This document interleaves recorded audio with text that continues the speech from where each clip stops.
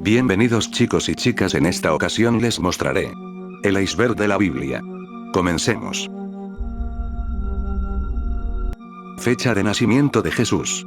La fecha de nacimiento de Jesús no se indica en los evangelios ni en ninguna referencia histórica, pero la mayoría de los teólogos asumen un año de nacimiento entre el 6 AC y el 4 AC1. La evidencia histórica es demasiado incompleta para permitir una datación definitiva, pero el año se estima a través de tres enfoques diferentes. A. Mediante el análisis de referencias a eventos históricos conocidos mencionados en los relatos de la Natividad en los evangelios de Mateo y Lucas. B. Trabajando en retrospectiva desde la estimación del comienzo del ministerio de Jesús. Y C. Alineaciones astrológicas o astronómicas.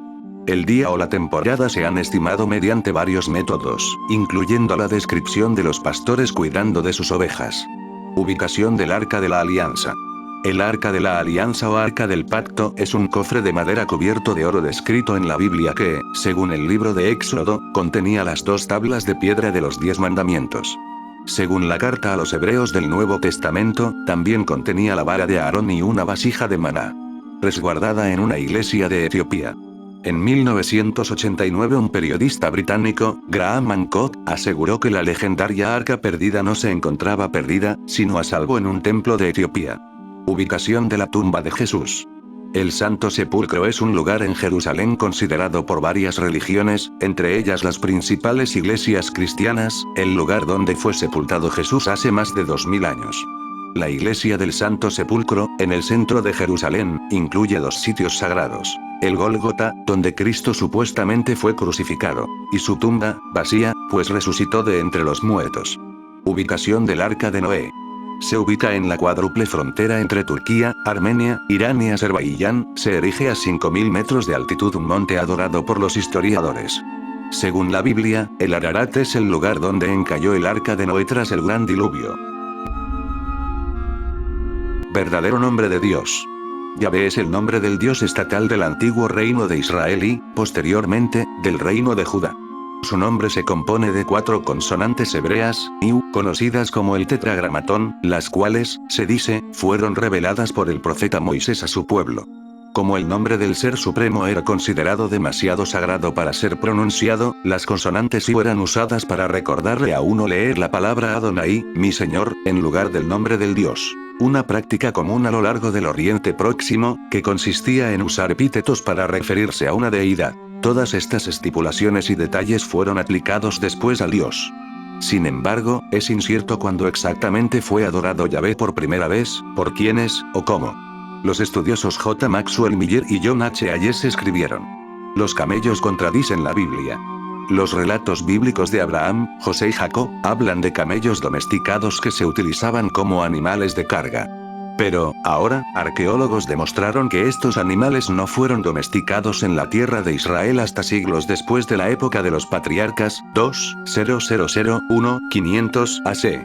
Utilizando la datación por radiocarbono, expertos de la Universidad de Tel Aviv determinaron el momento en el que los camellos domesticados llegaron al Levante Sur, adelantando la estimación del siglo XII al ICSA. Ubicación del Santo Grial. El Santo Grial está en Valencia, según confirmó la Iglesia Católica. En la Catedral de Valencia, en la iglesia de San Callis, o el Santo Tasón, en el lado derecho de la entrada, se conserva el Santo Grial, la copa que usó Jesús para beber en la última cena. Ubicación de la Torre de Babel.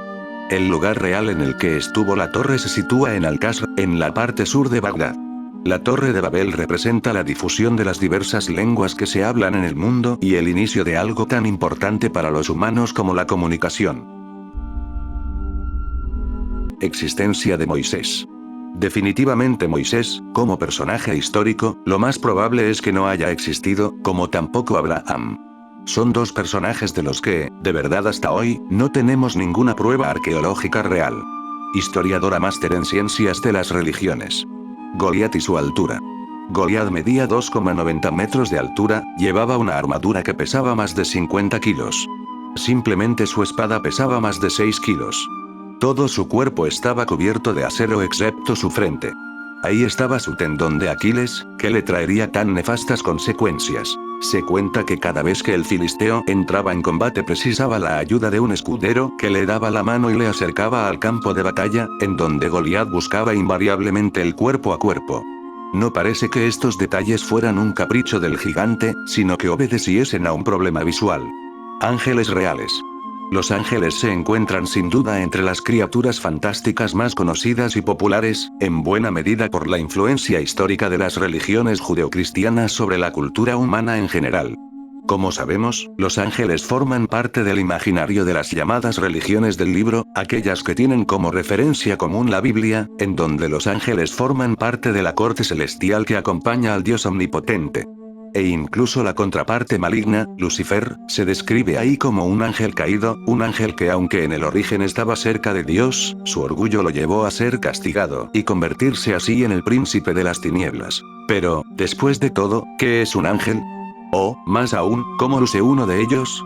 A lo largo de la historia, las representaciones han variado, pero usualmente los ángeles se representan como seres humanos de apariencia bella y dotados de alas. Seres humanos es una denominación muy amplia. Lo cierto es que los ángeles son siempre hombres, ya desde los textos bíblicos, y al menos en el arte europeo, su representación ha variado solamente en cuanto a la edad. A veces han sido pintados como adolescentes, otras como hombres maduros y en ocasiones también como niños. Siempre en forma, llenos de vida, atractivos, triunfantes, nunca viejos ni decadentes. Como mucho de lo que atañe a la religión, los ángeles son una proyección de la psique humana, tanto en lo individual como en lo colectivo. Una prueba es la distancia notable que hay entre esas representaciones a las que aludimos y las descripciones que se dan de dichas criaturas en la Biblia. En los textos poco o nada se encuentra sobre el aspecto viril y, es más, ni siquiera humano, de los ángeles. Para demostrarlo, el artista de origen alemán Jonas Pfeiffer generó una animación 3D en la que siguió al pie de la letra las descripciones de los ángeles en la Biblia, específicamente en los textos atribuidos a los profetas Ezequiel e Isaías y al apóstol Juan, caracterizados los tres por un estilo apocalíptico. Pecado mortal. De acuerdo al catolicismo, un pecado serio, grave o mortal es la violación con pleno conocimiento y deliberado consentimiento de los mandamientos de Dios en una materia grave. Un pecado mortal puede conducir a la condenación eterna si una persona no se arrepiente del pecado antes de la muerte. Se considera que un pecado es mortal cuando su calidad es tal que conduce a una separación de esa persona de la gracia salvadora de Dios. Tres condiciones deben cumplirse juntas para que un pecado sea mortal. El pecado mortal es el pecado cuyo objeto es una materia grave y que también se comete con pleno conocimiento y consentimiento deliberado.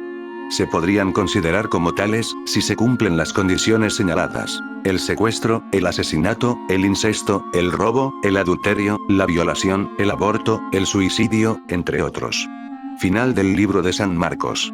El final del Evangelio de Marcos, a partir de MC 16:9, en el que se narran las apariciones de Jesús resucitado a María Magdalena, a 2 discípulos que iban de camino y a los 11 apóstoles, así como la ascensión de Jesús, es casi seguro que se trata de una adición posterior. Cambio de personalidad de Dios. El antropólogo Josh Dorsey calificó de despiadado al Dios del Antiguo Testamento, y añadió: Yahvé no es nada atrayente. Es la divinidad de los saqueadores, torturadores, guerreros y conquistadores. Hay quienes han llegado a conclusiones parecidas con relación al Dios del Antiguo Testamento, Yahvé, o Jehová. De ahí que algunos se pregunten si en realidad Jehová fue un Dios cruel que con el tiempo cambió su personalidad para convertirse en el ser afectuoso y compasivo del Nuevo Testamento. Este concepto del Dios de la Biblia no es ninguna novedad. El primero en postularlo fue Marción, semignóstico del siglo II de nuestra era, que rechazaba al Dios del Antiguo Testamento. Opinaba que era violento y vengativo, un tirano que recompensaba materialmente a los que lo adoraban. Por otra parte, calificó al Dios del Nuevo Testamento, a quien reveló Jesucristo, de ser perfecto, todo amor y misericordia, gentileza y perdón. Jesús cambió cuerpo después de la resurrección.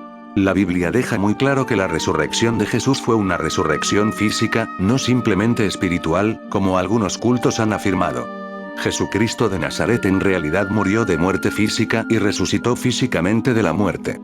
Hay dos razones principales por las que sabemos que el cuerpo glorificado de resurrección de Jesús era el mismo cuerpo que tenía antes de morir.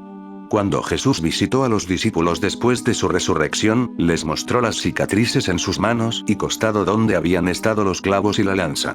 Echa un vistazo a Juan 20, 19, 20. Dice: en la tarde de ese día, el primer día de la semana, con las puertas cerradas donde estaban los discípulos por temor a los judíos, Jesús vino y se paró entre ellos y les dijo: la paz sea con ustedes.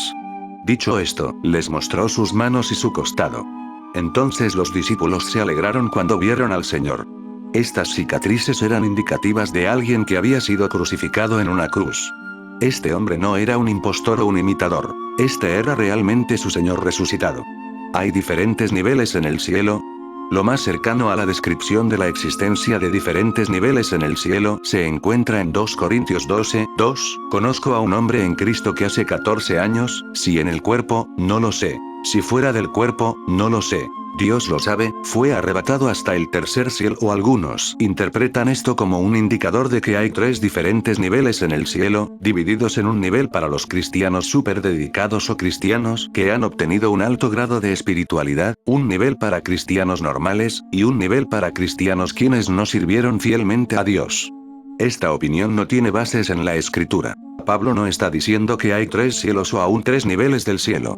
En muchas culturas antiguas, la gente usaba el término cielo para describir 3 diferentes esferas: el cielo que vemos a simple vista, el espacio exterior, y el cielo espiritual. Pablo estaba diciendo que Dios lo llevó a los cielos celestiales, el reino más allá del universo físico donde mora Dios. El concepto de 3 diferentes niveles de cielo puede haber procedido en parte de la Divina Comedia de Dante, en la cual él describe que tanto el cielo como el infierno tienen 9 diferentes niveles. Sin embargo, la Divina Comedia es una obra de ficción. La idea de los diferentes niveles del cielo es extraña a la escritura. Bueno chicos y chicas, espero que les haya gustado el video. Yo sin más me despido. Adiós.